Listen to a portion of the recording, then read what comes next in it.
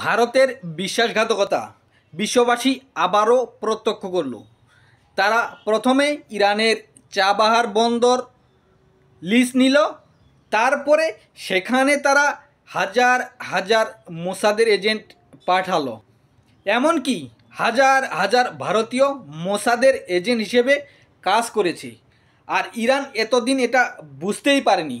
তারা ভাবছিল ভারত আমাদের খুবই ঘনিষ্ঠ বিশ্বস্ত বন্ধু, কিন্তু যখন ইসরায়েল ইরানে আক্রমণ করলো, তারপরে দেখা গেল সমস্ত ভারতীয় মোসাদের গুপ্তচর হিসেবে কাজ করেছে এবং দেখা গেল অনেক ভারতীয়কে আটক করেছে, অনেককে ইতিমধ্যে ইরান ফাঁসি দিয়েছে। এখানে আরেকটা বিষয় উল্লেখযোগ্য, যেদিন ইসরায়েল ইরানে আক্রমণ করে সেদিন ভারতের প্রধানমন্ত্রী মোদি সরাসরি ইসরায়েলকে সমর্থন জানায় এবং বলে গ্রেট।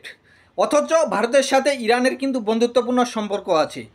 তাহলে দেখেন, মোদি এত দূরে গিয়ে ইরানের সাথে ইসরায়েলের যুদ্ধে সরাসরি ইসরায়েলকে সাপোর্ট দিচ্ছে, অথচ ইরান ভারতকে বন্ধু রাষ্ট্র মনে করে তাদেরকে নিজের একটি বন্দর দিয়েছিল। অথচ মোদি করলো কি, এই চাবাহার বন্দরকে কেন্দ্র করে ইসরায়েলের কার্যক্রমকে তারা ওপেন করে দিল। সেখান থেকে তারা অসংখ্য মোসাদ এজেন্ট দিয়ে ইরানের গুরুত্বপূর্ণ তথ্য তারা ইসরায়েলে পাচার করলো। আবার যখন দুদেশ যুদ্ধে জড়ালো, মোদি প্রকাশ্য সাপোর্ট দিল ইসরায়েলকে। তাহলে ভারতকে আমরা কিভাবে বিশ্বাস করব? বাংলাদেশে ভারতের হুমকি ধামকি, বিশেষ করে শেখ হাসিনা পালানোর পর ভারত সরাসরি বাংলাদেশকে নানানভাবে হুমকি ধামকি দিচ্ছে। বাংলাদেশ কি ভারতের আগ্রাসী ভূমিকার বিপক্ষে কোনো কার্যকর পদক্ষেপ নিতে পেরেছে? বাংলাদেশের কি সেই সামরিক শক্তি আছে?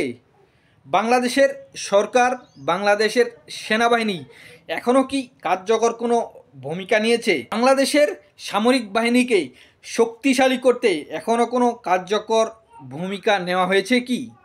এটি চিন্তার বিষয়।